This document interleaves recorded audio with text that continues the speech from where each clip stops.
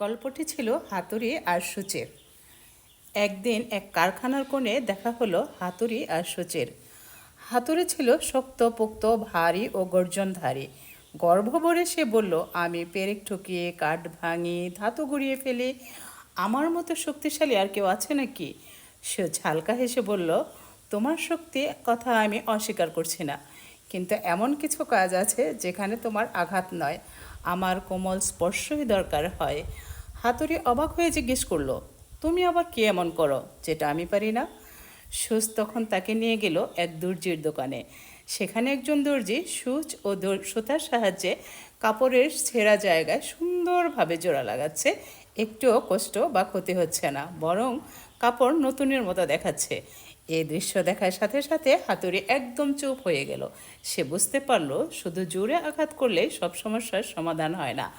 অনেক সময় ধৈর্য, সূক্ষ্মতা আর ধৈর্যের অনেক বেশি দরকার হয়। তখন সূচ বলল, দেখো বন্ধু, আমরা কেউ কারোর চেয়ে বড় না।